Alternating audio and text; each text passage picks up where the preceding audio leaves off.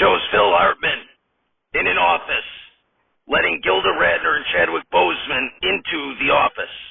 Hartman directs them to sit in two chairs facing a chair that he then sits in. Hartman. Well, I'm happy you two are here.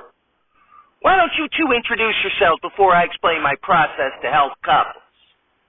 Boseman. Well, my name's Eli, and my wife and I here have been having some difficulties in our marriage. Radner. He can't get it up because he's a wuss. Dum, dum. Hartman. And you are, miss? When you're trying to enjoy your day and have everything be okay, there's a certain lady we all know, always saying things to make us feel low and feel like you've eaten too much candy. It's that wretched old lady, miserable Mandy. Hartman. Ma'am? Radner. Didn't you hear my theme song? You're about as competent as I'd expect for a marriage counselor without a ring on. Dun, dun. Hartman. I still didn't catch a name there, ma'am. Boseman. Her name is Mandy. She tends to get pretty miserable. Radner. Miserable as his black ass trying to swim. Next time I should just let him drown. Dun, dun. Hartman. Well, Eli and Mandy, my name is Lurch Che-Dee. I come from a long line of distinguished counselors, and I think in no time I'll be able to diagnose the issues you're having and how to solve them. Radner. So you think you can help us even though your mom was dumb enough to name you Lurch?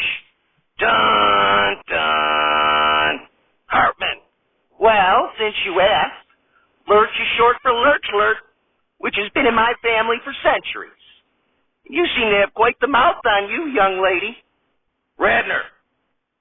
If your bulge was more pronounced, maybe I'd show you exactly what kind of mouth I have. But I don't want to waste my time with that little thing. Dum, dum. Hartman. Oh, so not only are you a talker, but you're also a slut. Isn't that special? Radner. Maybe I am a slut. So what can you do to get my walking sex toy here to work again? Boseman. That's all I am to you?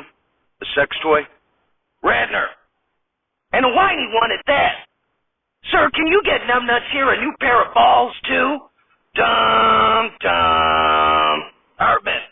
Well, the way I know how to help couples is to ask Jesus for help to get rid of Satan. But there's a problem with that here. Boseman. What's that? Hartman. The bitch you're with is Satan herself. Radner. Come on, Eli. Let's beat it. You didn't tell me this dumbass was a churchy type. He probably won't like how I purposely got pregnant from Strange just so I can have abortions. Dun, dun. Hartman. Dear Jesus, expel this miserable Satan from my office. And live from Tom's phone, we're not alive. It's Saturday Night Live, starring an ever-evolving cast that is unionized and refuses to allow their names to be mentioned until their demands are met. Musical guest, Tom Fogerty, and your host, Carl Sagan. Ladies and gentlemen, Carl Sagan. Applause, applause, applause. Sagan. Thank you. Thank you. I'm happy to be here. For those who don't know, I was a scientist who perhaps is best known for my contributions to finding extraterrestrial life, and I assembled the first physical messages sent into space. The Pioneer Plaque and the Voyager Golden Record. Universal messages that could potentially be understood by any extraterrestrial intelligence that might find them. Applause, applause, applause.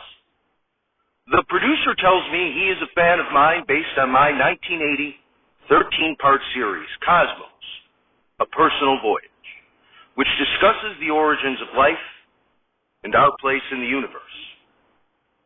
Humans ultimately are the product of billions of years of evolution of life on this planet. And even planet Earth herself formed over millions of years from our own sun. Ultimately, we are the descendants of the stars. Norm MacDonald comes out. MacDonald. Hey there, Carl. Sagan. Hello, Mr. MacDonald. MacDonald. So, you're a science guy, right? Sagan. That's correct. MacDonald. So, you know that big light up in the sky? I think it's called Daughter or something. Sagan. You mean the sun.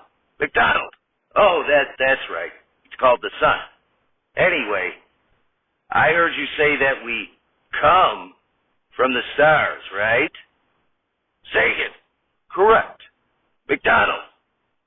So did we just jizz all over the stars or something? Sagan. I'm sorry? MacDonald. Here. Let me ask you this. That big sun up there, did the sun come from the stars too? Sagan.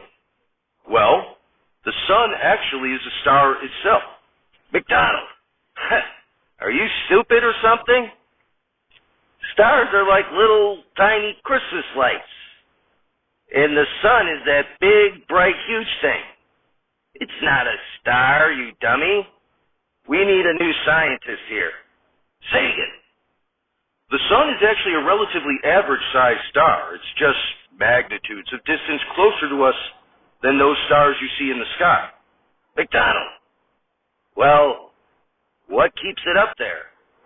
Why doesn't that big fireball ever fall on us? Sagan. Well, the Earth spins around the sun based on the sun's gravitational pull. MacDonald. Who is this guy? Sir, have you ever looked up? The sun moves around us. We don't move.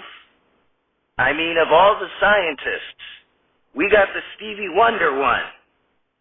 He can't even see that the sun is spinning around us. I bet you don't even wear a mask.